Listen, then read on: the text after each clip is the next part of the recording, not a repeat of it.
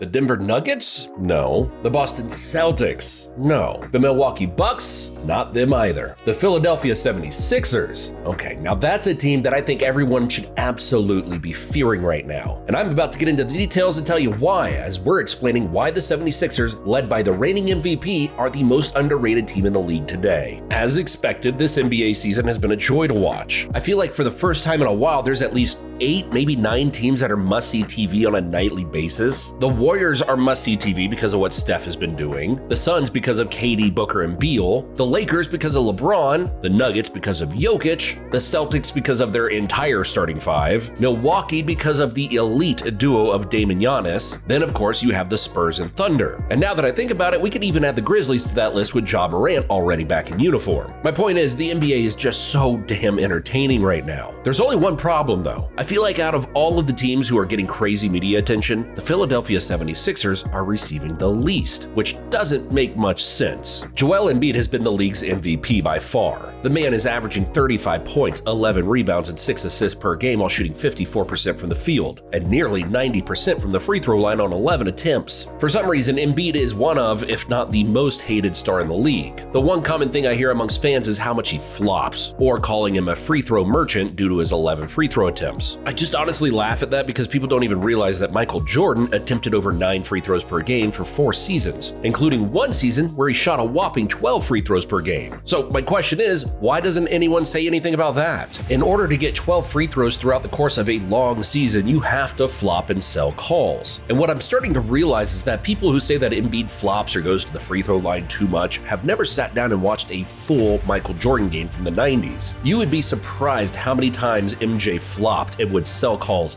just like Embiid. During MJ's 12 free throw per game season, he averaged 37 points per game. No one said that those 37 points didn't count because most of them came from the free throw line. Dominique Wilkins, who was second in scoring behind MJ that season, shot over 9 free throws per game. My point is, ever since at least the 80s, the best scorers in the NBA shot a high amount of free throws. It's literally always been that way for the most part. They would sell calls frequently, and the only reason people don't know that or they try to ignore it is because social media wasn't a thing back then. Social media outlets nowadays are notorious for creating narratives against players, showing every Embiid flop every chance they get in order to build the narrative that all he does is flop, totally ignoring that he's still one of the most skilled big men in NBA history. While the fans might not appreciate his game, his peers definitely do. Recently, Anthony Edwards said this: "I ain't never seen nothing like it. He's unstoppable, man. I don't see how they lose a game, honestly." Yeah, and the Ant-Man is right. Embiid has been unstoppable. He's currently second in the NBA in points scored in the post per game.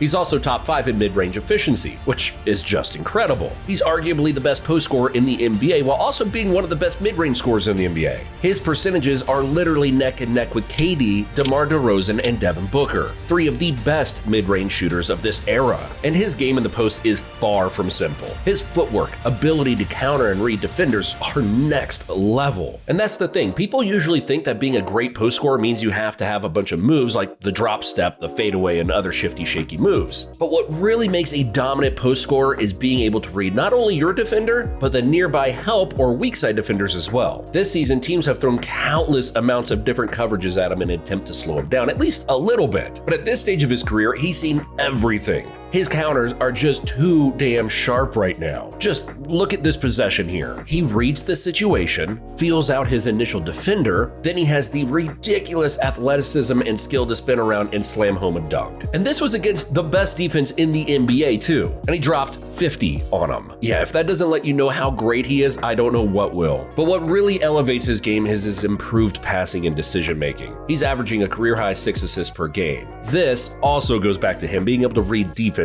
being patient, and making the right pass or shot. All of this improvement from him is why he's the MVP as of right now. And he thinks so too, and isn't afraid to say it either. He said this: "I have a pretty good chance at another MVP. I mean, if I have a chance to be in the conversation, why not? I want it all. I'm not shy about it. I'm not going to sit here and be like, oh, I don't care about this. Anything that I can get my hands on, I want it." And although this 76ers team may seem like a one-man army, that's definitely not the case because Tyrese Maxey is playing like a borderline star. Actually, you know what? Scratch that. He is a star. Maxey's averaging 26 points, 3 rebounds, and 6 assists per game while shooting 46% from the field and 40% from 3. It's kind of insane how he isn't being mentioned among the best guards in the Eastern Conference. Everyone's only talking about Jalen Brunson, Tyrese Halliburton, Damian Lillard, and Drew Holiday, totally ignoring the fact that Maxey is playing at the same level or better than all of them. And speaking of opposing guards, what really impresses me about Maxey is how much he loves the game and studies other elite point guards, especially in the shooting department. He said this, "Yeah, it's just a few. Just off the top of my head, Dame and Steph are guys who shoot a lot. Anthony Simons is a guy who can shoot off the pocket pull-up threes. I watch a lot of that. Just hunting those threes because it helps us. It makes the defender come up, especially Joel's man. They can't drop and just play drop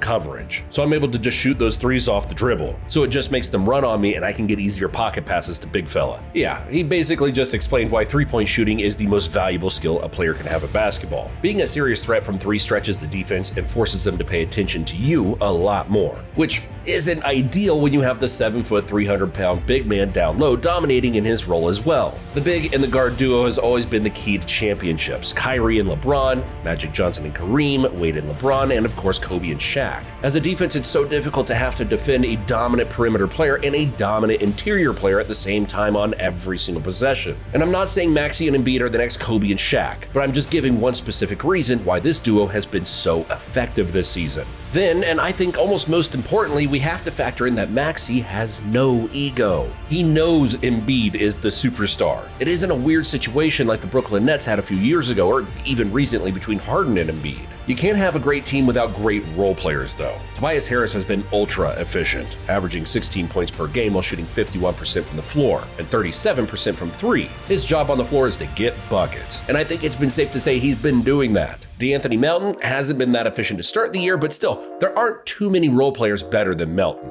Then, of course, you have the defense, and the 76ers are one of the best defenses in the league. Joel Embiid has been an incredible anchor as usual, and DeAnthony Melton and Robert Covington are out on the perimeter wreaking havoc game in and game out. Both Covington and Melton are top 10 in deflections per 36 minutes. They are some of the last defenders you would want to go against right now. Patrick Beverley and Jaden Springer are two bulldog defenders who hound and pressure guards like their life depends on it. Overall, this 76ers team is underrated. They're nearly perfect, but will that bring home a title? And what exactly would that mean for the city of Philadelphia? Well, led by legends like Wilt Chamberlain and Hal Greer, the franchise captured its first championship in 1955. The 76ers continued their pursuit of glory throughout subsequent decades. The 1966-67 season marked a pinnacle, a campaign etched in the minds of fans forever. Wilt Chamberlain, surrounded by a supporting cast of legends like Billy Cunningham and Chet Walker, led the team to another championship. The 1982-83 season marked another golden era for the 76ers. The arrival of Julius Erving, the iconic Dr. J, transformed the team's fortunes. His impactful greatness propelled the franchise to championship glory once again. With a pretty good supporting cast featuring Moses Malone and Maurice Cheeks, the 76ers soared to victory, bringing home another chip. When Allen Iverson came along in the early 2000s, the city thought that they would add one more gold piece to the trophy case. But while Iverson did bring his team to the finals, he fell short. Until this day, the 76ers haven't won another ring. But with the way Embiid and his squad is playing, that might just be changing soon. Thanks for watching, and I'll see you in the next one.